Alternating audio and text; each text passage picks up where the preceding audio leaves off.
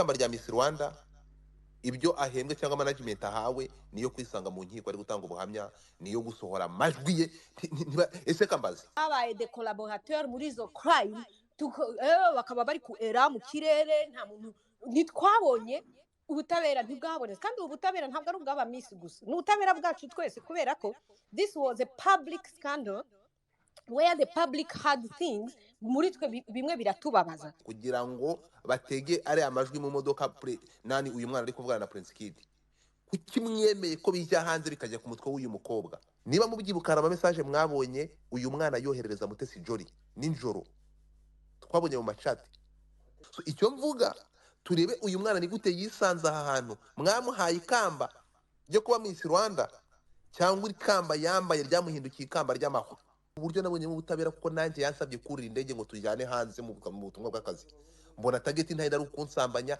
ndabyanga mpita nakata niyo management ndayireka ubushize yaragiye kuvamo ijisho uyu munsi ntabwo tuzi ngo byagenze bitona ntabwo yakomeretse ubutaha zabura ubuzima bwe abandi mwabahaye management mukabashakira yamara kwambara ikaba mukamuhereza ibisabwa uyu nguyu management mwamuhaye nukumuha public ikamwanjama ikamurimbura umwana akisanga ari gisenzegeri nk'uyu nguyu ari we kubera iki Muheto yandikiye Mutesi Jolly batari banamenyeranye cyane atari inshuti ye magara kubera ko ari we yandikiye saa 8 za nijoro so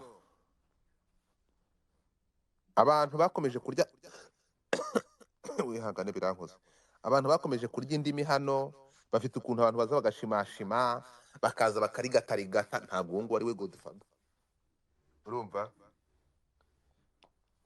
nkunda igihugu ngakunda ubuyobozi nanabipfira urimo kumva ariko cyo twibuka ko iki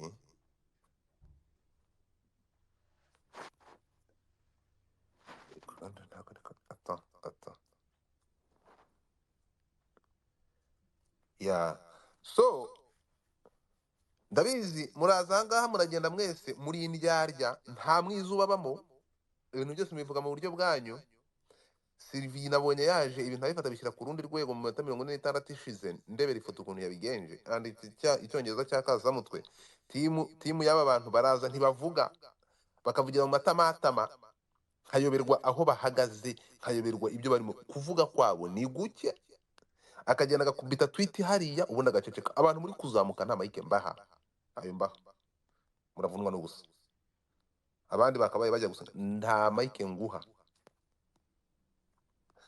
so ni gute nyuma y'ibyabaye byose mu gaceceka gushyira ifoto ku icupa aribyo bibaye ikibazo gushyira ifoto ku icupa nibyo bibaye ikibazo nibyo nshaka kugira ngo uze kunsobanurira nibigukundira niba ufite akanya sinzi wasanga wagiye gusenga sinzi ushobora kuba uri umukristo simbizi akoze abafeministe bura bajya gusenga hari ubwo bemera Imana buriya muze kumbwira feministe mwemera Imana muze kumbwira so ndifuza ngo icyo nibajije ikibazo ni ifoto cyangwa ikibazo ni ibyabaye kuri uyu mukobwa ko tutigeze kutubona muvuga the problem is a picture bashyize kuri whisky that's my question ko tutababonye muvuga icyo kibazo nibaza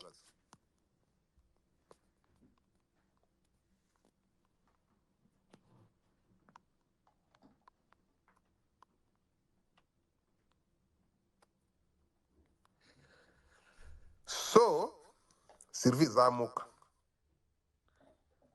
wowe requesting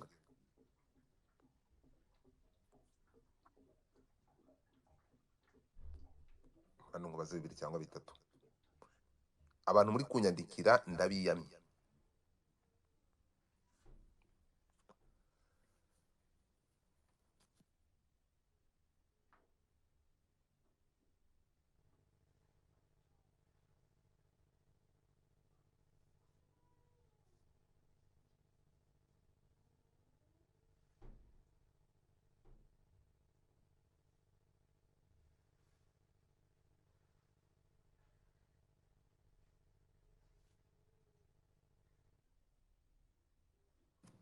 oya ntabwo ariko bimeze, ntabwo ariko bimeze. Ibya Yaka ni hatari bro, tayito ko idukanze,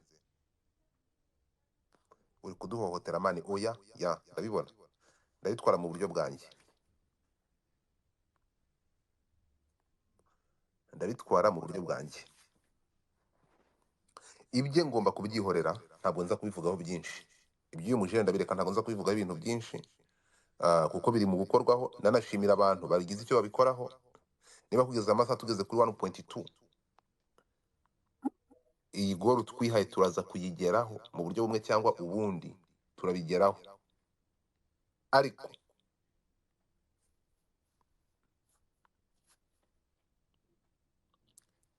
turi muri community cyangwa turi muri society yigita itangaje,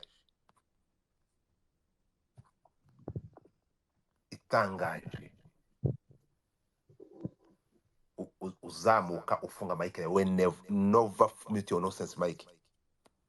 Sindeba nawe urakazizi kigendera, funga mike yawe.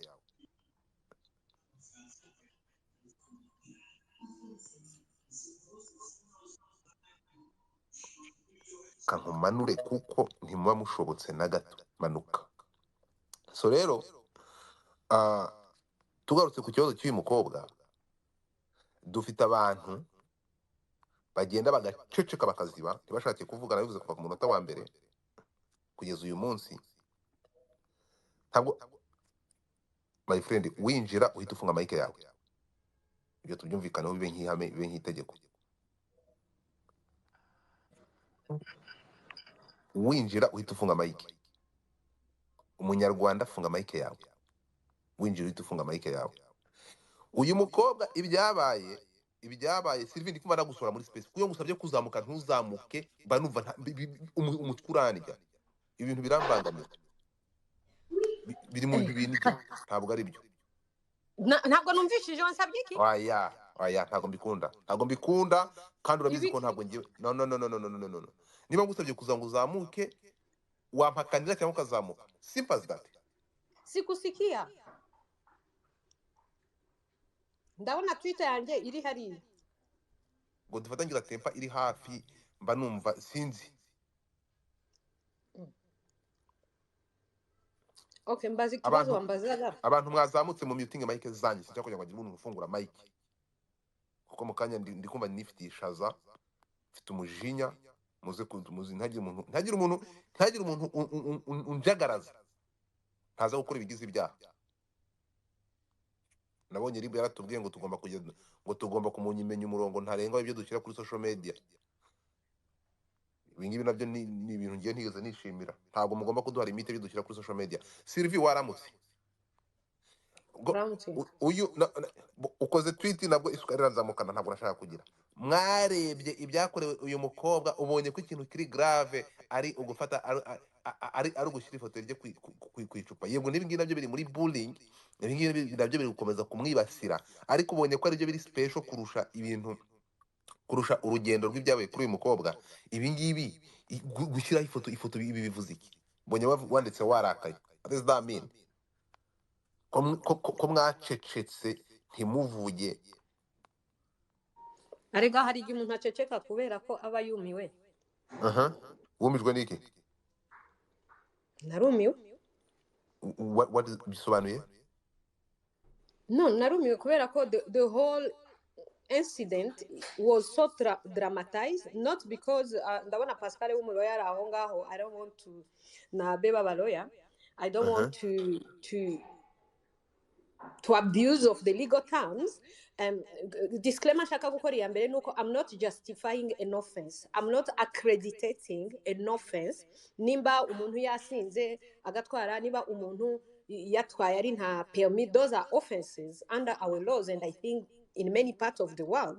But for me, where I found it bizarre is that abantu benshi barabikora. Nanone sinshaka kuvuga ko niba icyaha gikorwa n'abantu benshi niho kigomba kuba accredited. But we should expect the same punishment to everyone. We should expect the same. We should expect to see that this can come out in that context. nanone mbona for me it was a shock. Niyo mpamvu nkubwiye ko I kept quiet at one point because I had to digest this. Ariko abantu n'abantu, sometimes news come and you have to digest it. Maybe abaloya bo babonaho amakosa ari naho amakosa adahari, ariko twebwe nk'abaturage nkanjye really I was shocked to see her in the media kuri ibyo bintu. Noneho going abantu benshi hano bakunda kusubiza ngo tujye tureba background y'ibintu. Abantu bose abanyarwanda bose tuzi the journey those miss have gone through. Again, you having been a victim of something does not mean you need to commit an offense. So abantu ndashaka ko banyumva neza. And personally I'm not someone who can tolerate ko umuntu akora icyaha ngo gitambuke ukuntu kigomba gutambuka. So we know the background of those girls. We know how the community we failed to protect them. Personally, background ye ni iyihe? What do you mean background? Background ya Muheto nuko, for me I saw Muheto as a hero. I saw what do you Muheto mean as a hero. Hero? What do you mean as a hero? Godfather nawe uri kunyongerera isukari ukamvugiramo bigatuma nta shira ibitekerezo byanjye ku murongo. Nukuvuga when twebwe abantu benshi twavugaga ko muri Miss Rwanda harimo abuse for so many years. No one came to understand our claim cyangwa to investigate on our claim until drama came. So Muheto ari mu bantu bazanye some of the evidences abantu benshi ntekereza bagendeyeho no mu rukiko when this case was pardon.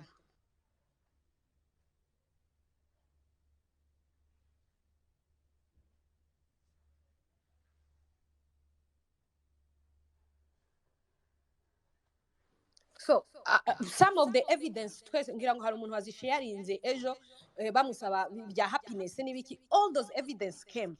We should understand those girls were young and they went through traumatic things zitari approprié ku myaka yabo. Noneho bakaba barabaye exposed kuri media. Mwibuke bullying bakorewe cya gihe Miss Rwanda drama itangira, abantu bose bakaza bagapostinga Miss hariya bakavuga ngo n'uyu baryamanye na n'uyu baryamanye. So it was really a torture for so long to those girls that some of the background needed to be taken into consideration while dealing with them. What we saw at the end of the day is that they didn't get justice. Yet they claim kuba habagamo abuse zabaye kera.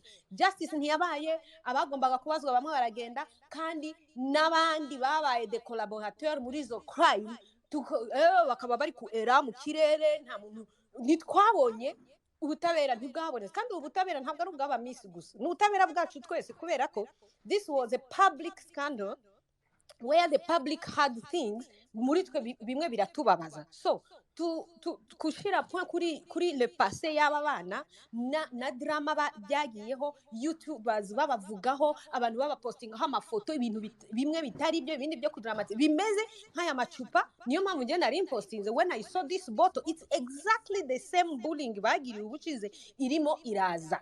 So if now the people doing those offenses now zo kumubullyinga, maybe we need to see an action also igira, kubera ko kuba umuntu ari mu nzira y'ubutabera no kuza abantu bagakora amacupa. N'abasinzi bangahe tuzi hano hanze, n'abantu bangahe batwara accident tukayabona buri munsi. We never saw the list coming outside, we never saw the media. Na media nayo ya dramatije ibi bintu ikomeza ibivuga, ariko media ntabwo bagiye gushakisha amakuru bavuge list twasanze y'abantu bafunzwe n'abangaba kubera ko bari basinze, kubera ko batari bafite amapeme, kubera ko bayishe n'abantu.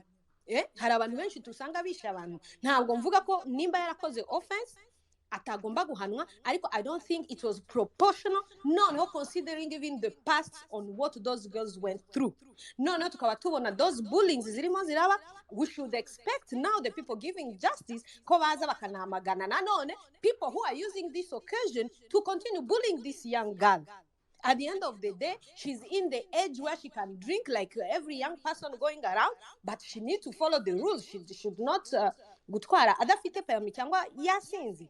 We are not encouraging young people kukora ayo makosa, ariko nanone I think the punishment is so hard, the punishment is so unfair. We need to see at the time she's going through justice, we need to see even n'abandi bantu bashinzwe gutanga ubutabera kwamagana now abantu bari gukomeza kumubulinga n'ibinyamakuru, the way even they are writing on this news ni tera. I just feel this is heartbreaking. And at the end of the day, if this girl amazemo n'imyaka 10 agasohoka, do you imagine the toll on her to this extent? Ko yagiye ku macupa, ko yakoze iki? For me personally, as a parent and as a woman, I feel offended by the whole drama and how this thing is being managed. Ntabwo tuvuze ko abantu bakora ibyaha batware basinze cyangwa batware badafite amapermi, but I just think it's not okay. As a community, it's not okay. Kangaruke gatoya kuri ntuza uti ntabwo bigeze babona justice. Wabona ngo wagira ngo bahabwe ubuhe butabera ko bahawe ubutabera no wabigize mu ruhara agakatirwa. Agakatirwa? Godfather, nawe ntunyongerere isukari. If we are to go back in Miss Rwanda drama, umbwiye ko aba bana bahuye n'ihungabana cyangwa bakorewe bullying kandi ntabwo bigeze bahabwa justice, kandi twe tuzi ko bahawe justice umuntu none se ari ama media yose n'ama YouTube yose yafataga agakora ibiganiro akavuga ngo n'uyu se bamukoreye n'uyu bakagenda even beyond that, n'ababaga barabatemwe barababullyinga. Did we see justice on that? No. Did we see the main architect of all these things? Did you see him going through justice? How? nk'ababyeyi mwabonye ibyo biba mukabona Muheto muvuga ko ayarikira umwana w'imyaka 18 wananiwe gusporta ibyo byamukorewe bigatuma yiyahuza inzoga cya ngo ayiroha mu nzoga. No, ntabwo ariko navuze. I'm not translating. Reka nkoreshe amagambo. Okay, bigatuma wenda tugomba gucorrecting ibintu ngo dufada. Ntabwo mvuze ko ibyo yaciyemo ari byo byamwohereje gukora biriya bintu, ariko nabyo byababyo.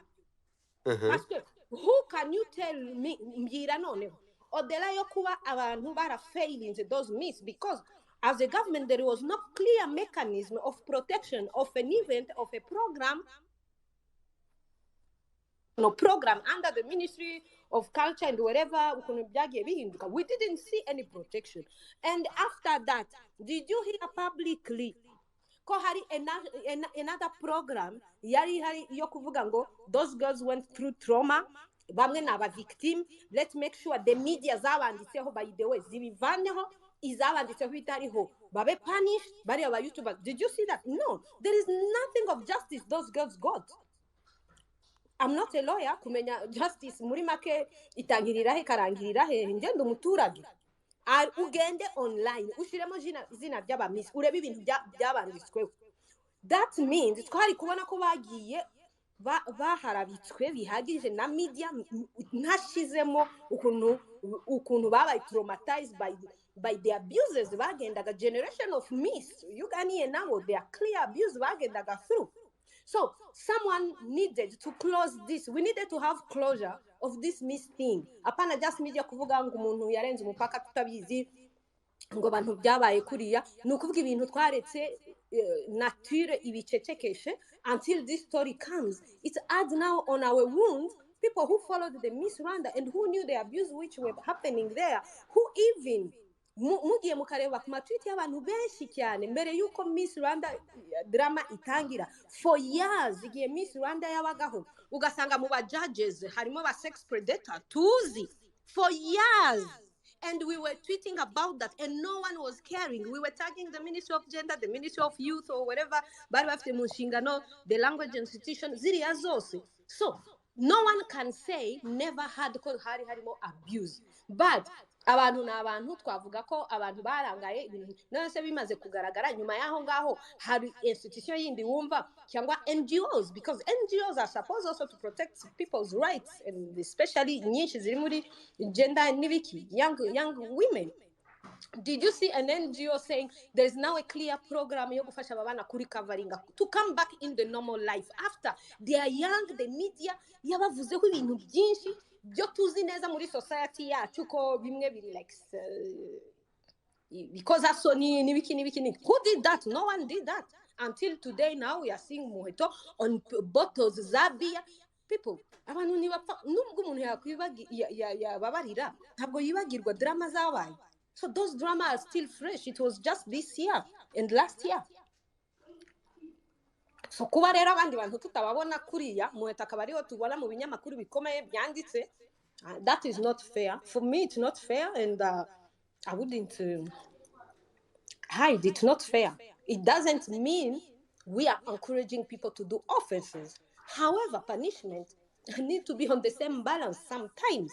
No, neho kurinje, taking the background, considering the past of those girls, no. Harukuba no gushiramo imiyaga. gushyiramo imiyaga gute itegeko ntirikurikizwe. Wigeze wumva mvuga ngo itegeko Okay, ntirikurikizwe? tugaruke kuri ntuza wowe, tugaruke kuri iri cupa mwashyizeho, tugarutse kuri Muheto. Uvuga ko muri Miss Rwanda yabaye victime cyangwa yikoreye imitwaro atakagombye kwikorera, uza utweretse ibyo byose. Niba ibi ngibi ariyo ntandaro yatumye Muheto yisanga muri iyi situation arimo uyu munsi, kandi ukavuga ngo ibyatumye yisanga muri iyi situation uvuga ko atari byo neza cyane uko ntabwo wabihamya, ariko ukavuga ati the still n'aya masaha ari kubikorerwa. Reka ngaruke ku bafeministe ko tutigeze tubona muhaguruka mugaragaze ibibazo uyu mukobwa yahuye nabyo bishobora no kumuviramo kuba ari byo byatumye yisanga ari under influence cyangwa akora ibi ngibi byo kunywa agatwara yasinze, ko tutigeze tubona mubigaragaza abantu mwari muri inyuma y'uyu mwana w'umukobwa. Niba mwemera ko reka tubihereze 10% ku byabimuteye, niba iyo bully yakorewe uko kumwibasira iryo tangazamakuru ryamukoreye ibi ngibi byose ryaba impamvu ituma uyu mukobwa yisanga ari kunywa inzoga akanatwara, ni ibi bintu bamukoreye kumwibasira social media na social media byamukoreye niya byarabigizemo uruhare, murimo kumufasha iki? Murimo kugaragaza nk'ababyeyi, reka tuvuge nk'ababyeyi mwakoze iki? Uti bari abana batanze ubuhamya bisanze bisanze barahohotewe, ariko ntabwo wavuga nk'aba feminist. I don't like this way of people naming feminists. No, it's not a ministry, it's not an institution, it's not an association, it's not everyone who seeks justice. Akumva ko ari na accountable through a process can be called a feminist. I believe in that human rights need to be respected. So ntabwo ugomba kumbaza raporo nkaho ngewe hari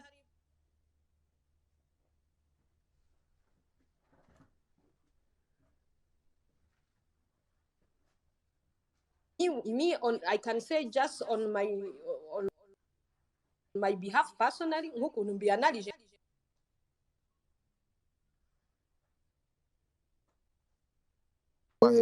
Betty wakwanganye gato. Okay, sir. Okay. Just atari nge wanakibaza everyone who's here should afite icyo agitekerezaho n'ukuntu abitekerezaho. On a personal note, ngewe narangije kubivuga, narabivuze na mbere yuko Miss Rwanda iba, like the drama came like for the last 7 years, whatever, niba ari 7 years, twirirwaga tubivuga, whenever Miss Rwanda was coming we were tagging the authorities, bari bashinzwe kurikirana, and they weren't doing that until the drama came.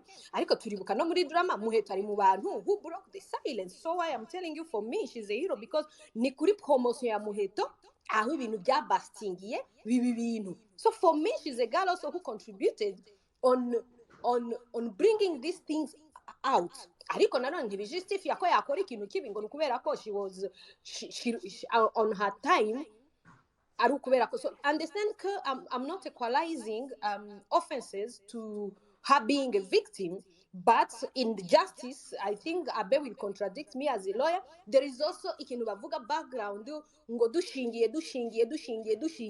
ABCD. So I think abantu baba psychologue they may come bakaguha conclusion uko maybe they told it's just because black people, we don't understand the trauma on us. Those girls went through a traumatic moment. Ako wowe uribaza guteretwa n'umuntu uri watangiye competition uyirimo, urimo urateretwa n'umuntu n'ibintu bibiri, uvemo no ku kazi the same way women are going through. Hari umukobwa baherutse kwirukana ku kazi. I was laughing about that because she just came, umuntu wamuteretaga n'umuchef mukuru, when actually she broke the issue ku bandi bantu, she became the problem. So young women especially, they are afraid of losing some of the opportunities because of this thing. Umuntu nkubwira yari afite imyaka irenga 30 na uyu munsi nta kazi afite just because the person wamuteretaga ni umuntu ukomeye muri iyo institution. Uwo muntu yari afite power yo kuba yagenda akabwira n'abandi bayobozi, the influence, and at the end of the day who became the victim double? The girl yaratereswe, the girl losing a job ye, uyu munsi nta kazi afite. None se abandi bakobwa bumvishije iyo story ninde uzaza kuvuga ibyo yaciyemo? So for me, Muheto is a woman who took the courage at her time, anavuga ko imodoka no I just don't understand too much of these things, because I feel I don't want to talk too much, but I'm so heartbroken and disappointed on how this can escalate to that level. Nukuvuga nimba banavuga ko it's not the first time, it's not the second time. So for the first time, who took it seriously and say, let's now do a research even on this group of women Baba affected to this point, to see if there is a relation between this and that. So, wow. if the result now will be kumufata ukamufunga, noneho prison zizaba nyinshi, bazifungiremo abantu bose rero. Bashaka imyanya y'abantu bose kubera ko those are offenses zikorerwa mu mihanda, kandi tubona abapolisi bahagarika abantu bakanabapanishinga. So, I just don't think it was right. I may be wrong because I'm not a lawyer. But considering the background and every traumatic moment those girls went on, nta n'umuntu n'umwe waje aravuga ngo aba bana banditsweho ibintu byinshi bitari byo, dusaba abanyamakuru banabivaneho, because many of them were young, many of them, whatever they may have done, it was under influence of the people who were strong. Those people weren't the organizer of Miss Only. The sponsors were there. The big fishes, we call them the big fishes, they are there and they're still working. Yeah, this is not okay. So me, I have said what I have said. Betty, Oui. go ahead numve. Sylvie ufite Okay. ibibazo nkabinga nza kumubaza nyuma. Okay, njyewe wenda ni nk'agatekerezo cyangwa se ikintu gitoya nashaka kuvuga kuri ibi bintu bya Muheto. Mu by'ukuri yego ntabwo twakwirengagiza ko Muheto went through during iriya saga ya Miss Rwanda, ariko kugira ngo ubashe kwandastandinga ko Muheto wenda yaciye muri hard time muri iyo season, wenda dushobora no kwiriretinga tukiri abana.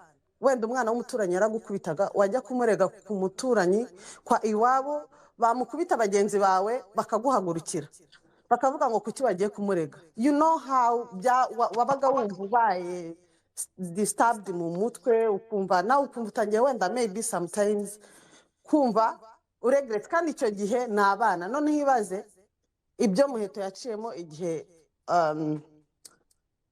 ibyo bintu byose u Rwanda rwose, like u Rwanda rwose wenda n'isi yose worldwide bose, buri wese ari we yarahanzeho amaso. Wumve ko hari ikintu yaciyemo like mentally. Ariko ibyo ngibyo wenda twe nk'abantu muri rusange ntabwo twabasha kumugeraho, ariko wenda twahaguruka tukabwira, wenda tukavuga tuzi ko turi ijwi rishobora kumva. Umuntu akaba yavuga nka famiye yikumva kuri ya mwana akeneye someone, umuntu mukeneye kubona umuntu umuba bugufi, bakeneye kumushakira umukansera ku buryo yavugana nawe akaruhuka mu mutima. Kuko apart from wenda n'ibingibi bibaye, n'ubundi still n'iyo saga ya Miss Rwanda ishobora kuba itari kuba yarabayeho, n'iki kikaba cyabayeho cyo gutwara without driving, nayo n'ubundi ari kuba ari kuri like ari gutrendinga nk'uko bari gutrendinga. Kuko wenda nuko wenda turi kubifata sinzi nimba navuga ngo tukabiriretinga n'iriya Miss Rwanda saga yabaye, ariko ubundi byonyine niyo iriya saga iza kuba itarabaye, kubona Miss Rwanda atwara imodoka imyaka 4 adafite driving license, iyo yonyine ni inkuru. Ikindi kintu noneho wiyongera wiyigira myinshi kuri iryo. ntabwo ndimo kongera. None si imyaka imyaka inari Miss. Okay, ndatekereza hari yaratoye 2021, right? 22. 22. Okay, 22. It is 2 years. 3 years. 3 years, okay. 21 3 kurangira, so ni imyaka 3 amaze. ya imyaka 3 amaze maybe icyo nacyo ni ikintu cyari kuvugwaho. Okay, noneho maybe akaba atari n'ubwa mbere wenda akoze accident. Ndatekereza ko ubwa mbere akora accident still nta driving license yari afite, hari warning yahawe. Kuba noneho wenda famille still was supposed kumwegera bakamufasha, kuko twese natwe twaciye hari age uba wumva ukora icyo ushaka, ukora uko ubibonye, utabonye ukuba bugufi hari amahereri menshi ukora.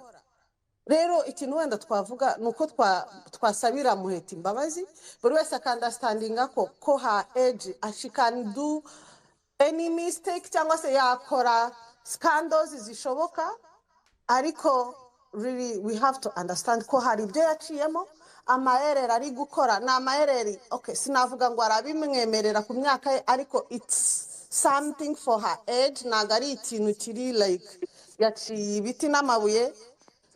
Na famille ikamufasha kugira ngo maybe bajye bamukurikiranira bugufi, wenda natwara imodoka amubaza ati wenda wabonye driving license kugira ngo kuri imodoka hano.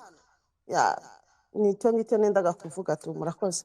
urakoze cyane. Mr. waramutse.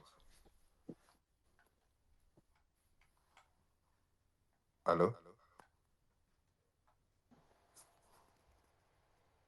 Allo? Hello. Yes. Okay, Yeah. uri busy? Oh yeah. Okay, go ahead. En fait, hari ikintu kiri kuntangaza kuri iyi case ya Divine. Buriya violation yabayeho ni imwe gusa. Violation yabaye niyo gutwara ikinyabiziga wasinze. Niyo element nini iruta ibyaha byose abantu bari kuvuga. Abantu bavuga gusinda, bavuga inzoga, bavuga parcours yanyuzemo, iyo hardship, ibyo bibazo byose gutereranwa bakabivuga, ariko ntabwo bavuga icyaha kiruta ibindi kuri dosiye ya Muheto, ari cyo gutwara ikinyabiziga wasinze cyangwa se ufitemo igipimo icyo cyose kigaragaza yuko hari alcohol yateganyijwe iri mu maraso yawe. Ibyo ni icyo cyaha, agomba kugihanirwa rwose, kuko ni ibintu n'undi uwo ari we wese aba akwiye kumenya ko gusinda ugatwara ikinyabiziga bitemewe ni icyaha gikomeye, bikubuza uburenganzira bwo gutwara ubuzima bwawe bwose. So rero abantu barimo barabihindura bakazamuriraho n'ubundi gukomeza kumuvuga nk'aho batanywa inzoga cyangwa batazinyoye cyangwa batazazinywa, bigahinduka nyine kuvuga ngo yanyweye inzoga. Yego yaranyweye n'abandi baranywa, ahubwo yaranyweye aratwara. Icyo rwose azanarekurwe, kuko nawe mbona hari impamvu yatuma afungwa, ariko nanarekurwa arekurwe yemeye yuko atazongera nashaka azanywa, ariko ntazongere kunywa ngo akore no kuri vola. Buri muntu wese aba akwiye gutinya vola yanyoye afite agasamusamu. Ikindi rero numva navuga ni ugukora the iron shield. Iron shield ni ikintu Muheto na famille bakwiye gukora kinini cyane, kiri burinde umutima n'amaso, ko baravugwa cyane n'itangazamakuru, ntabwo bizi gukora ku buryo riproteje umuntu wagize wenda nk'izi scandals zamurira humiliation, kumva yasuzuguritse, kumva yavuzwe kandi yarabigizemo uruhare. Umva rero hari ikintu kiba gisanga ngo umuntu wahuye n'iryo seba ringana kuriya ni ikiwe ku giti cye umwubakamo, yiyubakamo, ni ibiki yitaho, ni ibiki atitaho, ni birebire nk'uko na Betty yabivuze. Iyo wabaye Mrs. Snitcher wasnicinze, wareza abantu, wagize gute, noneho abantu bose bakaguhindukirira bakakuvuga, cyane ko mu Rwanda n'ahandi henshi biriya byo hari ababibonaga nk'aho ari opportunité, ari ibintu byiza. So rero kuza ukabibwira ukabiburekinga kuriya ukabivana ukabisenya, hari benshi bavuga ati ariko si ubundi uri umutagatifu. So akabona rero, akabona izo atake mu bagenzi be cyane cyane n'abandi bavuga ngo warishanukije ugira gute. Icyo ni ikintu cya mbere ubwabyo akeneye, avuga akenewe n'indishyi, akeneye guhabwa indishyi. Muheto yakwiye guhabwa indishyi kuko icya mbere uwo bareze yaratsinzwe, urumva. Icya kabiri yabaye victime. Icya gatatu yaravuzwe.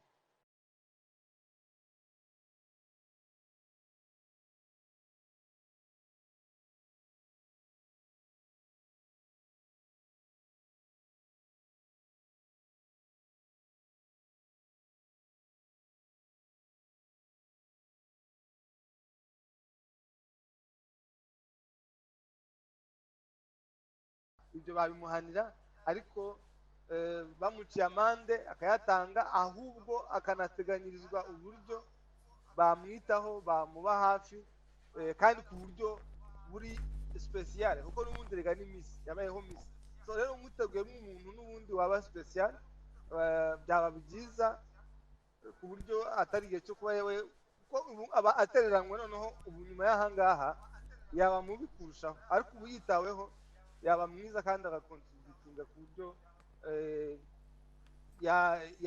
yafasha n'abantu. Uwo muco wo mu Rwanda bari kuimplementinga, bari kwenstora, wo guca gutwara wanyoye, yafasha abantu kuba iyo campaign nayo ikagera ku bantu bose, kuko ni byiza cyane kuba baramufashe. Aho niho nashimiye ko polisi hari ikora akazi neza, ko gutwara wanyoye ni icyaha kiri mu byaha bikomeye hano muri Amerika ndetse no muri Canada n'ahandi henshi. So rero aba ari cyo kintu bareba, be kureba ngo gusinda kwe. Murakoze. urakoze cyane. Aya macupa y'inzoga bashyizeho uyu mwana amafoto ye, ntekereza ko ibingibi ari urugomo, ariko ntabwo ibingibi ngiye byigeze bimbabaza cyangwa ngo bintungure, kuko Muheto, uyu mwana abantu mwakurikiye muri accident yakoze ya mbere ejo bundi, hari abantu banditse ngo kubera iki ngo itamwishe, ngo ni karma y'ibyo yakoreye Prince Kid, ngo kubera iki yo itamuhitanye, ngo nta nkuru irimo, ngo keretse iza kuba yamwishe. Ayo ni amagambo yakoreshejwe muri tweet zakozwe. Abantu muri kuvuga ngo mumusabire imbabazi, ntabwo ngiye ndi busabire divine imbabazi, nta nubwo ngiye n'ibyo ngibyo ndi kubyemeranyaho namwe. Nakoze tweet ejo wenda ndavuga ngo ikamba ry'amahwa ku mwana w'imyaka 18. Uyu mukobwa ntabwo ngiye ndi buze gushyira comment kuri ntuza ku byaha yakoze, ngiye ndashyira comment cyangwa ndavuga ku byamusunikiye kubikora. Ntabwo ndi buvuge ku byaha, kuko ntabwo itegeko, ntabwo ndi bushyire comment kuri polisi yamufashe bakamufunga, baramuzirika nyine, baramuzirika ko ntabwo itegeko rigira, ntabwo itegeko rihana umunyabyaha, itegeko rihana icyaha, kandi yakoze ibyaha, ntabwo bashaka kureba wabikoze, baramuhana. Itegeko rihana icyaha. Ahangaha nibajya kumupima bakamujyana bakajya kumupima, ntekereza ko ikintu cyari kumurengera baza gupima bagasanga afite ibibazo byo mu mutwe, ahangaha bari gushaka kundi kuntu babigenza. Ariko niba ari muzima function akora, ahangaha itegeko rirahana ibyaha yakoze. Ntabwo itegeko rigira icyo rifana na Muheto n'undi wari we wese, rihana icyaha. Itegeko barishyiriraho icyaha, ntabwo barishyiriraho umunyabyaha.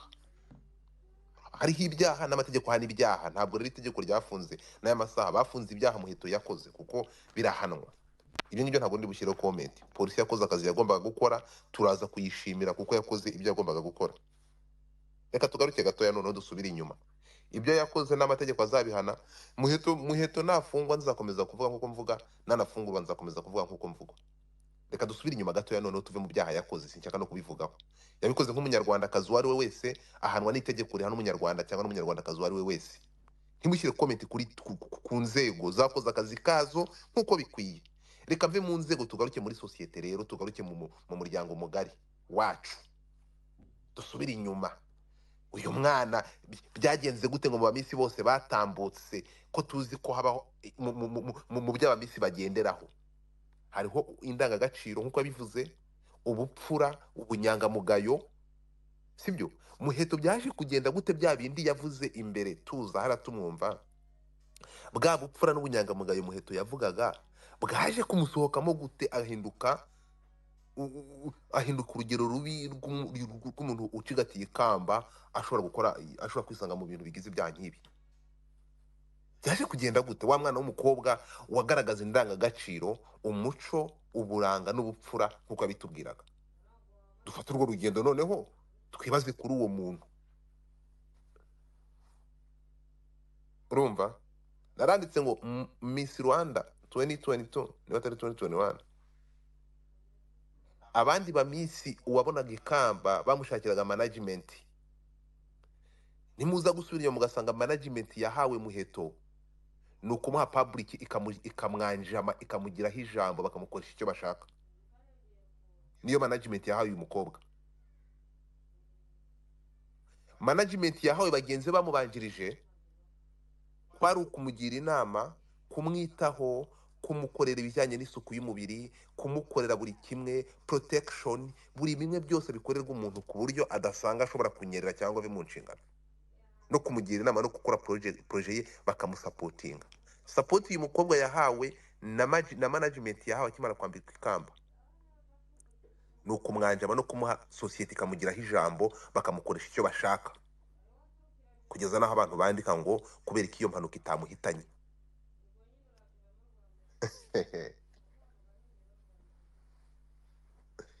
Ibi ngibi twarabibonye, umwana bimubaho, sindi bujye kuri details kugezaho umubyeyi umwe wabonye ibyo bintu kurusha abandi yamufasha akamushyira mu gituza cye. Uwo ni first lady, aramufata amushyira mu gituza cye, aragenda aramwiyegereza kuko yabonaga ibiri kuba ku mwana, akeneye abantu bamuba hafi, aramuzana niwe pa. Nyuma yo kubaganiriza mu bose aravuga ati uyu nguyu niwe wabaye victime kurusha abandi, aramutkurura aramuzana mu Mbuto Foundation. Ntabwo nibyo bamushaka kubivuga cyangwa kubireba, aramwiyegereza kugira ngo ingaruka zibiri kumukorerwa, sosiyete irimo abantu bafite amagambo ameze nk'ubumara, ataza gutuma uriya mwana ashobora kwisanga yiyambuye n'ubuzima. But remember, ibi ngibi babikoreye umuntu already wamaze kwangirizwa n'iriya public yari ifite amagambo y'ubukana. Muheto yari amaze kwangirizwa, ari amagambo yari amaze kumwafekita deja. Uyu mukobwa nimuza gusubira inyuma, umunsi yagaragaje ifoto ishusho yo ko yitabiriye Miss Rwanda, bwa mbere avuga ijambo rya mbere nibwo yatangiye kureba bullying ya mbere. Ndabyibuka yaraje bamubaza izina rye aravuga ngo nitwa Muheto Divine, harya indi ninde? Icyakurikiye ni iki? Media zaranditse, Mutesi Jolly yahise amubwira ngo wawo ngo uri mwiza. Ntabwo ari uwa mbere wabibwiye, ntekereza ko mu marushanwa yatambutse ntabwo ari umukobwa wari ubwiye ko ari mwiza kuri pano. Mutesi Jolly kubwira Muheto ko ari mwiza byabaye kese, umwana batangira kumwataka ubwo. Audience yakurikiyeho ko ari ugupresenta umuntu ari kwivuga. Umunsi wakurikiye avuga ko umuntu ubupfura arivuga batereka reka. Uyu nguyu ni uwashyizweho. Ni gute uvuze amagambo agiye gusa nayo Mutesi Jolly yavuze, bahita bapuringa out ngo ahantu yize ko yari umunyabwenge buke. Mwarabibonye banjama ko akoze copy paste ibyo Mutesi Jolly yavuze, murabyibuka? Aragenda akora urwo rugendo, mugende murebe urugendo ararukora, ari n'abamisi.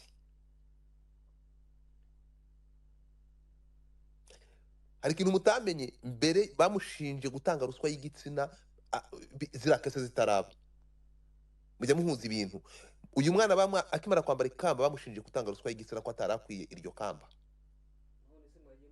ibya Prince Kid byaje nyuma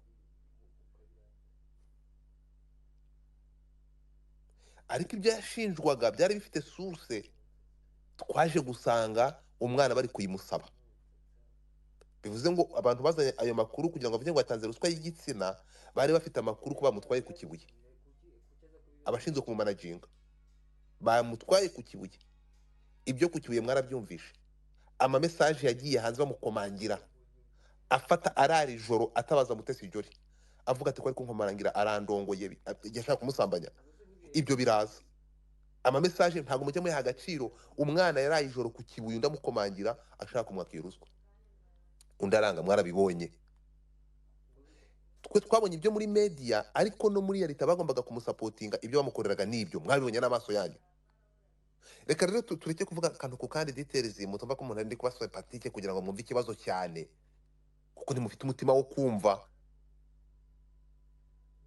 uwo mukobwa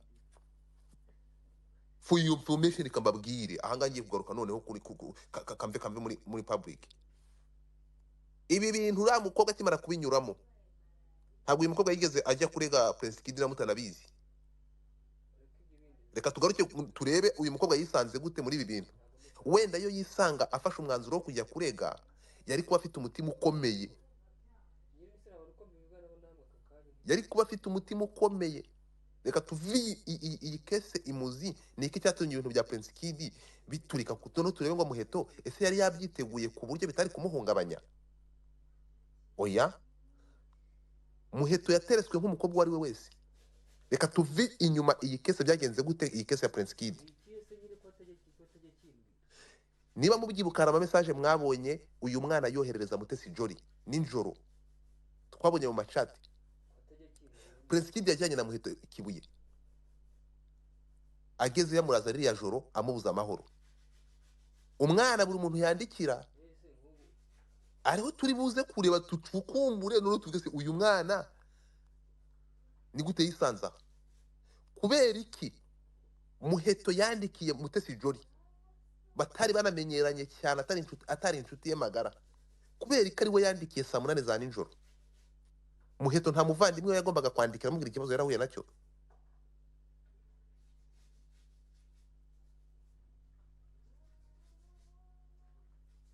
kuki Muheto Divine yandikiye Mutesi Jolly zira message za ninjoro saa 8 akabura umutabara kuko Mutesi Jolly yari yasinziriye Mutesi Jolly yaje kumusubiza ejo biri muri chat mwarazibonye turazifite ahangaha turamaza tubiraza kuduha uyu mwana ingaruka zibiri kumubaho nonaha niba yarahuye n'ikibazo ku Kibuye umuntu yatabaje ari Mutesi Jolly ntabwo nshaka kwinjira mu muryango we ariko bivuze ko mu muryango we atarafite umuntu yitabaza wagomba kumutabara muri iryo joro mu bibazo yari guhura nabyo ku Kibuye muri hoteli tugaruke gato ya rero ntabwo uyu mukobwa ibyo birangira ntabwo Muheto yifuje kubishyira on public ntabwo arafite umutwe wo kwirengera ibyo bintu yaravuga okay ndabimanaginga ibintu yabikoze nk'umusore icyo namwirinda sindi buryamane no ndamwirinda birangire ntabwo Prince Kid kumusaba igitsina ni ibintu bikorwa n'abantu benshi nubwo bitari normal kubona umukobwa ugiye kumanaginga ari kumusaba igitsina tubyiho tugende gatoya rero nyuma yaho ibintu mudashaka kuvuga umuntu bita buriya bintu mutajya mumenya umuntu bita nani Miss Naomi niwe warizinze iyi issue yo kugira ngo ibintu byo muri Miss Rwanda biturike inshuti ya Misiro inshuti ya ntuza ya nani ya Naomi akariza Hope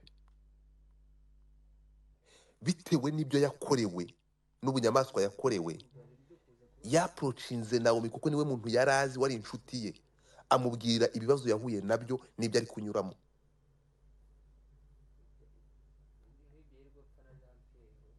Urimo kumva? Abimubwiye Naomi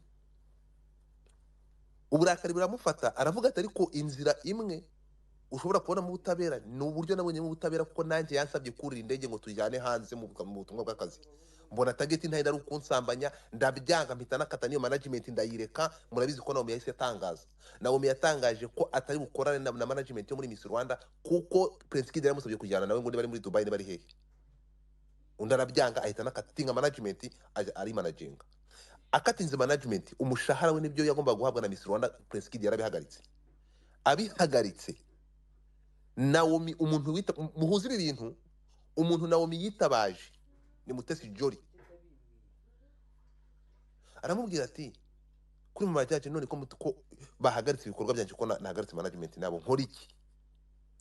Mutesi Jolly yahamagaye muri ministeri ibifite mu nshingano iri itanga license yari bishinzwe, uko ari ministeri yari ishinzwe ibintu bya Miss Rwanda. Aravuga ati mwabwiye uyu mwana w'umukobwa akishyurwa amafaranga ye. Ministeri niyo yategetse Prince Kid kwishyura Naomi ibyo agombwa, arabihabwa. So Akariza akimara kubona Naomi akimara kumva kese ya Kariza, yaravuze ariko nitabaje umuntu arantabara, iki kibazo cyawe Mutesi Jolly yabidufashamo, reka nkimubwire. Ntabwo Akariza yarazanye na Mutesi Jolly, turi kumwe. Mutesi Jolly yabaye victime y'ibi bintu, ariko ntabwo abantu bagiye bamenye bro. Nacukumbuye aya makuru. Mutesi Jolly Naomi aramuhamagara abimubwira yaramaze kwakira n'ibyande, yaramaze kwakira n'ibya divine ku Kibuye. Mutesi Jolly abwira abana, aravuga ati mwitabaza ubutabera. Mutesi Jolly ntabwo arazi bano bakobwa, aravuga ati niba ari uko bimeze mwitabaza ubuyobozi babatabare, babaho ubutabera. Niko Mutesi Jolly isanze muri ibi bintu, yabagirira inama nka bari umunabe, niba muri guhohoterwa nimwitabaza inzego zacu zirabatabara. Ikosa Mutesi Jolly akoze ngo ni irihe? Aba bana nibwo bagiye gutanga icyo kirego, bagenda bajya kuvuga ibyo bibazo bihari. Remember, leta yari imaze igihe kirekire ikora investigation, abanyamakuru bigenga ku giti cyabo barimo Samuel Beka bari bamaze prepare imyaka bari gukusanya amakuru ibera muri Miss Rwanda, bivuze ngo ikibazo cyari gihari. Ahangaha ndi gushaka kubereka barebe ngo ibi bintu uyu mwana Muheto yabyakiriye ati, kuki yisanze muri ibi bintu, ese byamwafectinga gute? Twumvishe mu rukiko bavuga ko aribo bategetse uriya mwana kugira bakusanya ibimenyetso, kuganira na Muheto bamukoresheje kugira ngo bakusanye ibimenyetso n'ibyo bintu uriya muntu abikora. Twumvishe ko turatwuma twafashe amajwi, ntabwo ari Muheto wabikoze, ari amajwi bavuga ko iperereza ryahawe uburenganzira n'urukiko, twarabyumvishe mu rubanza, kugira ngo ari amajwi afatwe mu iperereza. Siko bimeze. Muheto wari ako kanya navuga wari ndabyita gute, wari muri ako kanya wagombaga gutuma amakuru aboneka. Muheto yisanze muri situation, nta ruhare yabigizemo, yisanga agomba kumutangabuhamya. Ibyo biraba ari amajwi arasohoka. Abantu mwasohoye ari amajwi y'uriya mwana ari kumwe na Prince Kid, nimwe ba mbere mwafashe umuntu mu iperereza ryanyu, umwana mukamushyira on public, isi ikamufata ikamwanjama, abakunzi ba Prince Kid bose bakamufata.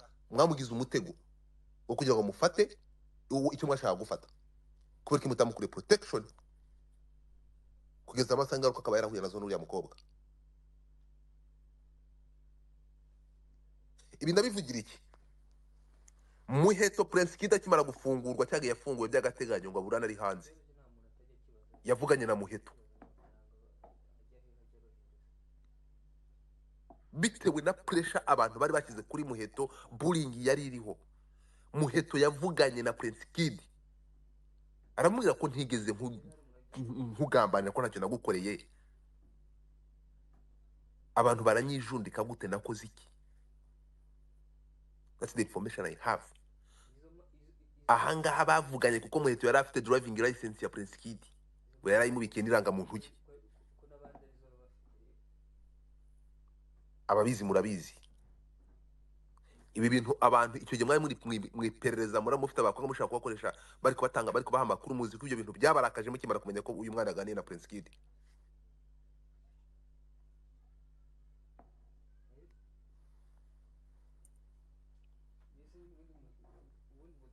Tugaruke gato, uyu mukobwa ibi byose bikimara kuba, kuki mutamushyiraho protection, mukamugira nk'inyama mushyira mu mutego kugira ngo umutego ushibukane icyo mushaka? Uyu mwana yabaye victime.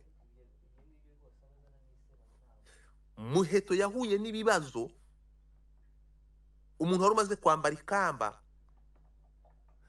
management mwamuhaye ni ukumuha public ifite amagambo ashariye mu kanwa, baramwanjama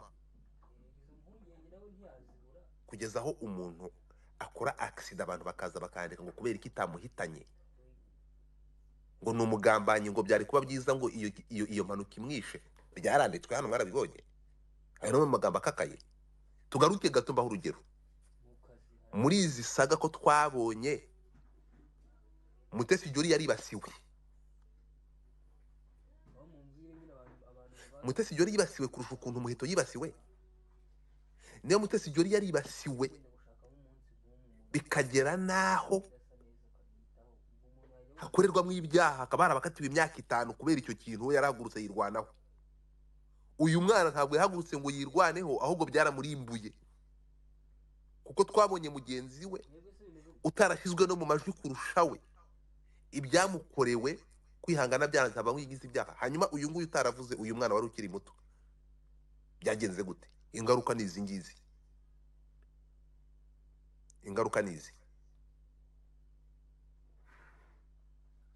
So kuzanga no mukamwe ngo ninjye gusaba ngo urumva ngo haba ngo kumubabarira, kumusabira imbabazi, baramubabarira, arasubira hanze, icyabimuteye stili kiracyahari, nuko mwamaze kumusenya mu mitekerereze n'ubumuntu, murabumwambura. Umwana yarihebye, azongera kure n'ibindi.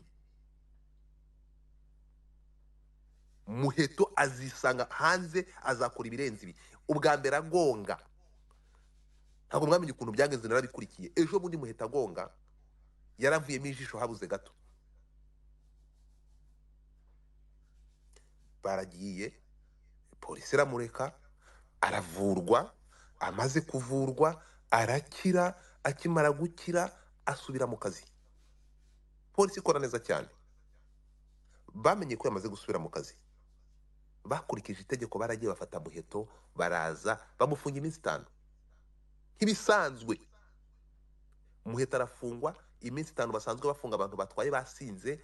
Arangije yarakize, barangije baramwicaza, bamugira inama. Ibyo ngibyo umuvugizi wa polisi yabivuze ejo bundi. Ariko se mwari muzi ko muri kugira inama umuntu urwaye? Mwamugiriye inama nk'abapolisi n'amategeko yo mu muhanda, ariko yari akeneye inama z'abaganga n'abakansara bavura imitima yamenetse. Mwamugiraga inama mugendeye ku rugendo rw'ibyo public yamukoreye imusenya. Mwamanje kureba icyabimuteye, cyangwa mugira inama nk'umuntu w'umuturage usanzwe watwaye wasinze. Nizo nama mwamuhaye, sizo nama yari akeneye. Uyu mwana yari akeneye inama z'abamwegera. Mwagomba gutera ikirenge mu cya first lady, warebye ibyakorewe bano bana, akabakurura nk'umubyeyi akabiyegereza. Uyu mwana agaragaje ibimenyetso by'uko atameze neza. Muheto yahawe buruse yo kujya kwiga muri Amerika, ayihanwa na Ruzibiza ninde. Uyu nguyu wari ex wa uyu mwana w'umukobwa wabaye Miss Popularity. Uyu nguyu baje muri Arusha. Keria, uyu nguyu wari ex wa Element. Babaha buruse yo kujya kwiga muri Amerika. Umwana aragenda, undi kuko ibyo uri ntabwo yagiye. Tumaze turebe kuki uyu mwana atagiye kwiga, ahubwo akabatwa n'inzoga. Keria, uwo mwana agiye kurangiza kwiga ibintu bijyanye n'indege muri Amerika. nivuganiye na Muheto namubwira uzajya ku ishuri ryari yagombaga kugenda mu kwa munane umwaka ushize. Muheto yampaye excuse nabyumvishe. Oh hari ibyo ngitegura nzagenda nivuganiye nabo. Tugaruke gato. Niba umwana yaragaragaje ibimenyetso no kujya kwiga bikamunanira. Muheto akimara gukora accident ya mbere kukaza hakora mu Mbuto Foundation bamuhaye warning letter.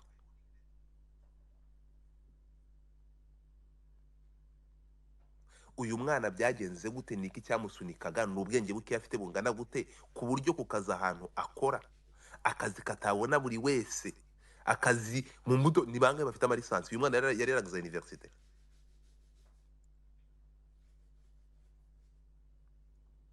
N'umusazi wo kwitesha amahirwe nk'ariya y'akazi keza adafitiye n'ubushobozi kujya gukora mu Mbuto Foundation. Ntabwo ari abafitiye ubushobozi, hari abadakora yo bafite n'ubushobozi bafite barangiza za masters bafite za ntuza. Tugende gatoya rero.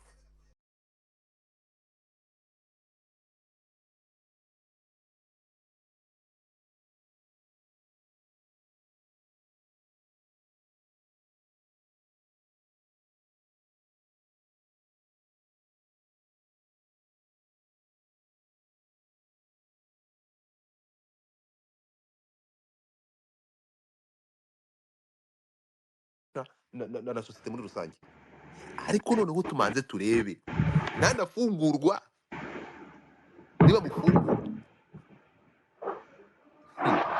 hari garantiki kuyu mwana atazisongera kwisanga mu byago. Nge ntabwo ndi guhamagarira ngo uyu mwana babarirwe, ndi guhamagarwa ngo uyu mwana ahabwe ubutabazi bwihuse kuko yararimbutse. Abandi mwabahaye management mukabashakira yamara kwambara ikaba mukamuhereza ibisabwa. Uyu nguyu management mwamuhaye nukumuha public ikamwanjama ikamurimbura umwana akisanga ari gisenzegeri nk'uyu nguyu ari we. Azakora ibindi byaha bitareba. Kangaruke gato. Bagenzi be bari hehe? Impamvu mvuga ibi ngibi nuko nzi yewe mfite amakuru ya bagenzi be bisanze muri la kesa ngo bakorewe bullying hamwe. Uyu nguyu muri kuvuga ko yanyoye inzoga agatwara. Amakuru mfite bagenzi be bo mutigeze munanitaho kandi mwakoresheje mu gutanga ubuhamya mwamanje kutubwira ko aba bana batazigera abatanga buhamya tutazigera tubamenya. Byarangije mubashyize hanze nta protection mwigeze mubaha. Aba ba victim ntabwo mwigeze mubaha protection. Kutaba protection kwabo kandi mwari mwayibemereye byabagizeho ingaruka. Societe irabanjama. Muribuka amagambo yakoresheje kuri uyu mwana Kariza byavuye mu rukiko. Ibyo tubati ngo aho yasambanyirijwe kugezaho hano bazaga bakandika ngo bamusambanyije umugenda ngo kuva mu Kibagabaga kugera aho Prince Kid yimukiye ngo bagiye bamusambanya inzira yose. Batwistinga amagambo ntibavuga ko yamusuye aho yatuye Kibagabaga naho yari yimukiye. Ngo bamurongoye umugenda. Ibitangazamakuru ama YouTube hano barabivuze n'ubu biracyaprodinze ngo bamusambanyije kuva Kibagabaga ngo bamusambanyije inzira yose. Wa mukobwa arakomeye babakoreye bullying iteye ubwoba. Abo bana ya masaha ubuzima barimo n'ubuhe. Hari abirukanwe ku kazi, hari abunzi bari kunywa ibimogi. Niba uyu nguyu niba muvuga ibi bintu tubivuge, niba Muheto Divine wagerageje kwegerwa bakamukumakuma bakamuha akazi bakamuba hafi bakamuha buruse bitaravanyeho igikomere cyangwa bivaneho ipressure ni management mwamuhaye yo kumwanjama mukamuha hano buri muntu wese umukozi wo mu rugo umujuru umurozi umugome umuntu ufite ubwenge ibigoryi bakamugiraho ijambo bakandika ku izina rye bamubulinga. Ibi ngibi ntekereza ko no mu buzima busanzwe bahuraga nabo b'inshuti za Prince Kid n'abafana be barabikorewe. Umwana yagiye mu bukwe bamuciraho. Umwana yagiye mu bukwe ahasanga murumuna wa Elisa ngo ba muri Canada na timu y'abasore bari barimo bagiye kumusuzumwa amucira mu maso. Inshuti y'uwo mukobwa umwe muri abo bakobwa amucira mu maso. Inshuti ya murumuna wa Elisa umugore wa Prince Kid. Abasore b'inshuti ze bahuye n'uyu mukobwa umagera nk'ugiye kumusuhuza ahita amucira mu maso kwa mugambanyi. Ibi ngibi byabaye ejo bundi iminsi yashize. Niba abakobwa kugeza n'aya masaha bagihura n'ibyo bintu muragira ngo bitware bate? muragira ngo bitware bate? Amakosa ya mbere yabayeho ni abantu mwafashe bano baramuvuga ko muri bakorere protection ntimwayibahaye, byaje kurangira ngo ibyari amakode mwavugaga mubaha itangazamakuru byose ribishyira hanze, tukamenya amazina y'abantu n'ubuhamya batanze n'ibyo bakorewe byose bikajya hanze, kandi mwari mwavuze ko muzabashyiriraho sekirite no kubarinda mugakoresha amakode. Ayo makode yarakoreshejwe?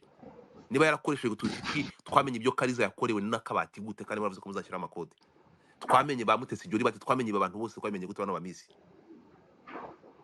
None kutaba protectinga bibagize mu ngaruka, barimo kwiyahuza nk'ibiyobyabwenge. Uyu yagonze imodoka, abandi baragonga imiti bamubireba kuko aba bana bari mu bibazo. Nyuma yo bahawe ubutabera n'ibyo yarafunzwe arakatirwa, ariko si nyuma yuko mutabahaye protection mwabemereye, ingaruka bari kunyuramo muri kuzibona. Ingaruka nizo za Muheto.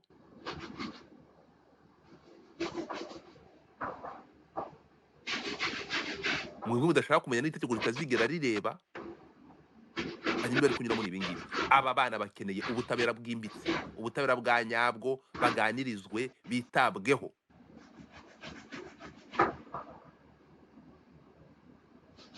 Uyu mwana akeneye ubutabazi, kandi polisi yatangiye kubumuha. Ubu kumufata, kumufunga birimo mu butabazi. Ntekereza ko babufate bamushyire hariya, noneho nave hariya yanafungwa. Ahubwo mwanasaba nanafungwa bakamukatira uramwe akanamezi 8 muri gereza zajya bazamushakira abantu bamuba hafi. Muzaye mushakira abantu bamuba hafi, hanyuma uyu nguyu wamaze kugaragaza ibimenyetso, murebe bariya bakobwa bandi bo babayeho bate, ko mwabakoresheje kugira ngo ibimenyetso biboneke. Ndavuga ubugenzacyaha, ko mwakoresheje bano bana urubanza mukarutsinda, ingaruka z'uko mwabashyize hanze, kuki mutari kureba ingaruka biri kubagiraho? Mujye mureka ibyo bintu, ntabwo ngiye ngo dufana nzanyura ngo ndeke kubabwira. Tugende gatoya rero nakanakira abandi bantu. So uyu mukobwa ndi kureba ingaruka zatuma uyu mukobwa agenda akagonga nta perimi. Reka twemere ko muri kubishinja inzoga. Ntabwo uyu mukobwa afite ikibazo ari inzoga. Ntabwo ikibazo cya Muheto ari ukunywa, ntabwo ari inzoga. Inzoga ni bimwe mu bibazo yahuye nabyo. Uyu mukobwa ni iyihe mpamvu ituma abyuka mu gitondo ari normal, anakiri timamu? Ntabwo iyo modoka bayiterura ngo bayimutwarire ngo bayimugeze ku kabari, namara gusinda abone gutuza. Arabyuka mu gitondo agakara amazi akonje, ari fresh, ameze neza, akinjira mu modoka agashyiramo urufunguzo akayatsa, atasinze ari soba, akatsa imodoka ziko nta perima afite. Uwo muntu muri kumva adafite ikibazo? 1 2 3 umwaka ugashira, undi ukaza. Niki uyu mwana aterekanye ni ryara atatanze sinyari ko afite ikibazo, akeneye abantu bamuba hafi? Ntabwo ibyo itegeko ribireba. Ntabwo itegeko rero umunyabyaha reba icyaha barafata bajugunye muri babahana ibyaha, ntabwo bahana umunyabyaha. Ariko ibi byaha muri guhana, niki cyateye umunyabyaha gukora ibyo byaha? Munakirebeho.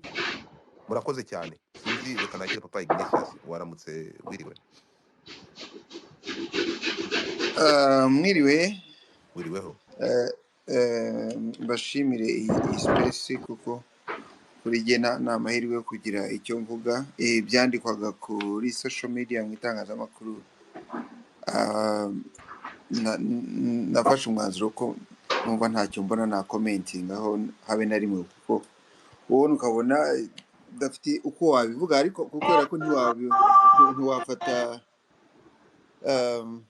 ntabwo wabasha kwandika ibyo ushaka kuba wavuga. Ariko iyi space rero impaye amahirwe yo kugira ngo I give my opinion. So thank you Godfather naba kwitegura. Ntabwo mazeho umwanya nsanzwe uvuga, ntabwo nategereje, numvaga mfite icyo navuga ku ibintu nka 3 cyangwa 4. Icya mbere, gufungwa kwa Muheto. Afunzwe nande? Afunzwe na leta. tutarajya no kuvuga ngo leta yamufunze ikurikije iki, kuko polisi ni leta, ribu ni leta, inzego z'ubutabera ni leta. So bivuze ngo afunzwe na leta. Leta rero igufunga ikurikije amategeko, kandi leta igufunga itakwanga. Hari abantu rero aho ngaho niyo ngingo ya mbere nshaka kugira ngo abantu bongere batekereze. Iyo bitari mu bihe nk'ibi ngibi, hatari ikibazo nk'iki ngiki, twese leta tuyita umubyeyi. Leta ni umubyeyi mu kazi, leta ntirenganya, leta noneho leta yafunga umuntu batimufungure. Umubyeyi se ko afunga umubyeyi yagukubita imyaka 3, 4, 5, 6, 10, akagukubita atavuna igufwa, akagukubita ndetse atarakaye, kuko nta marangamutima. Umubyeyi uhana kibyeyi nta guhanana amarangamutima, aguhana azi neza ko kuguhana, yaba umunyafu, yaba amagambo, yaba igitsuri, yaba kubwira nturye muri iki gitondo, yaba kukubwira pfukama hariya, yakubwira amanuka amaboko. Umubyeyi nyamubyeyi aguhana afite gahunda mu rukundo, ariko kugira ngo ukosorwe, kugira ngo wisubireho, kugira ngo ukure, kugira ngo ukomere, kugira ngo udaseba, kugira ngo akurinde. Leta rero ni umubyeyi. Umuntu uzajya avuga ngo leta mfungurira umwana, mfungurira umuvandimwe, mfungurira, uzajya ubanza wibuke ko leta utayirusha kuba umubyeyi, cyangwa se wenda waba uri umubyeyi mu maraso, waba uri nyina, waba uri se, ariko leta hari ibyo yakora ndetse wowe utakorera uwo wawe ifunze, kuko hari aho yamugororera, hari aho yambaye ikamba rya Miss Rwanda, ibyo ahembwe cyangwa management ahawe niyo kwisanga mu nkiko ari gutanga ubuhamya, niyo gusohora amajwi ye. Ese kambazi, reka tubaze ikintu kimwe. Uriya mwana niba ibyo ibivugwa ari byo, iperereza ryarahawe uburenganzira n'umuyobozi w'urukiko cyangwa perezida w'urukiko kugira ngo batege ari amajwi mu modoka nani uyu mwana ari kuvugana na Prince Kid, kuki mwemeye ko bijya hanze bikajya ku mutwe w'uyu mukobwa, public kamwanjama, hanyuma kunanirwa kubikontorora, akisanga ari gukora ibyaha, munafata mukajugunya amabuso. So icyo mvuga, turebe uyu mwana ni gute yisanze aha hantu. Mwamuhaye ikamba ryo kuba Miss Rwanda, cyangwa ikamba yambaye ryamuhindukiye ikamba ry'amahwa? Aha niho ndi kuva nkavuga ngo rero ntabwo ikibazo ari we, nta nubwo ikibazo ari polisi. Polisi ntekereza ko yakoze ibyo igomba gukora ku nyungu z'abaturage muri rusange no ku nyungu z'ubuzima bw'uriya mwana. Ubushize yaragiye kuvamo ijisho, uyu munsi ntabwo tuzi ngo byagenze bite, ntabwo yakomeretse, ubutaha azabura ubuzima bwe. Kandi polisi ntekereza ngo impamvu ishyira abantu mu muhanda, traffic police, ni ukugira ngo barinde ubuzima bw'abatwaye ibinyabiziga n'abagenda n'amaguru cyangwa n'ibikorwa remezo. So polisi yo mu muhanda yakoze protocol nk'ibyo yagombaga gukora. Ndanayishimira ko aya masaha uriya mwana atari mu muhanda ari gutwara, yari kuba wenda maybe iyi minsi afunzwe yari kuba yahitanye abantu, yagonze abantu bitewe na biriya bibazo. So ibi ngibi byo ndamwumva dakoro nawe n'ibyo polisi yakoze. Niyo mpamvu nashaka gusubira ku ifungwa rye, ubwo ko bigaragara cyangwa bikagaragara ko uyu mwana kugira ngo aba uyu nguyu turi kureba ukora ibyaha, ko bigaragara ko icyamusunikiye kwisanga ari uriya uwo tureba ukora ibyaha, public yarabigizemo uruhare imuburinga, kandi public yaramuhawe n'abakagombye kumurindira protection n'ubugenzacyaha. Mwafashe umwana mwiperereza, muramukoresha, murangije mumushyira hanze, mutubeshya ko cyangwa mumubeshya ko muzamurindira mukabigira protection, muzashyiraho amakode ntawe uzigera bamenya. Ntibyakorwa. Mufata amajwi y'umukobwa ko ari amajwi yari mu nzego z'iperereza yageze hanze ati, ku buryo bakoresha bakubita uriya mwana, bayamukubitisha bamwita umugambanyi nk'uko wari ubivuze. Uvuze neza ngo niyo yaba kuba yaratanze ubuhamya yabikoze mu nyungu za sosiyete, kubera ko yabaye inkoni imukubita. None aho yakomeretse, aho yakubiswe na public, ingaruka n'ibiguma by'ibyo mwamukoreye. ni ibingibi turi kubona. Tureke gufungwa, tureke gufatwa, nanasohorwamo akagenda niba ubwa mbere yaragiriwe inama na polisi bikanga. Ntabwo uyu ngo ari kugirwa inama na polisi, ni uwo kugirwa inama n'abaganga n'abashobora kumugaruramo ubumuntu. Nimunamufungura mushobora kumukatira bisubitse, nimunamufungura ntimumukorere ubuvugizi ngo ahabwe ubuvuzi cyangwa yitabweho, azakora ibirenze ibi. Ntazatwara imodoka, ntazagonga imodoka, azagonga umutima we kuko umutima we warangiritse kandi mwabigizemo rero kugira ngo wangirike. Murafunga umubiri wa Muheto, ntabwo muri bufunga umutima we, kandi umutima niwe ufite ikibazo kurusha umubiri.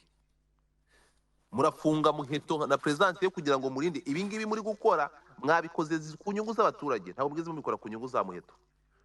Niba rero nkuko mubivuga mugomba kurinda ubuzima bw'utwaye n'abari mu muhanda n'ibidukikije, murebe ubuzima bw'abantu ariko n'ubuzima bw'uyu, kuko nawe ni umunyarwanda, nabwo mu burebe, mu protecting utwaye, ntimumwibagirwe. Aya masaha ntekereza ko abantu bari sekiwa n'abantu n'ibikorwa remezo yakagonze n'iyo modoka. Igisigaye rero mufate n'umwanya murebe ngo ubuzima bw'uyu nguyu wari kugonga we ko tumuvanye mu modoka, ubuzima bwe buri safe. Ntabwo ubuzima bwe buri safe, kuko icyamuteye gutwara iriya modoka natabona imodoka atwara, azagonga umutima cyangwa agonga ibitekerezo byo nk'uko yabigonze mbere uko agongesha imodoka. Muheto yagonze mbere ubuzima bwe mbere yuko agonga imodoka. Gute? Yamanje kugonga favor cyangwa opportunity zose yahawe nyuma yo kwisanga muri bibazo, nta nimwe yigeze ba successful. Yaba buruse yo kujya kwiga muhanga ntibyakunze, yaba akazi yahawe mu Mbuto Foundation yakavanywe cyangwa yarasezeye.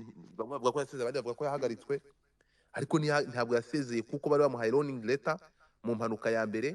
Ubwa kabiri bagombaga kumwirukana kuko ntabwo bakorana n'umuntu umeze gutyo, ariko umuntu umeze gutyo yageze aho ate? Rero mumufunge, nafungwa mumushakira ahantu hamuba hafi, agororwe, azavemo yarabaye umuntu. Aya masaha ari kwisha mu nzoga zigatuma bikagaragarira isi. Nareka n'inzoga cyangwa utwara iyo modoka, azitera inshinge z'ibiyobyabwenge, kuko ikimurimo, ikimutera gukora ibyo ngibyo ntabwo kiramuvamo, kandi twe turatabaza ngo bari cyo kimuvamo. Papa Kabagamba, nyuma yo gusanga uyu mwana nubwo uvuze ngo umuryango mugari ngo ababyeyi ngo nta kintu bakondana, mu by'ukuri umuryango nyarwanda nta kintu ukondana kugira ngo uyu mwana yisange aha ngaha ari. Ibyo wavuze ni ukuri. Umuryango nyarwanda nta kintu ukondana, umuryango w'uyu mwana n'inshuti ze ba hafi nta kintu bakondana. Nicyo kintu nagira ngo umbabarire unsubizeho, hanyuma tuzamuke kubaza ikibazo cya nyuma nigendera. So urakoze Godfather. None se nubije ko navuze ngo navuze inshuti ze. DC TV Rwanda.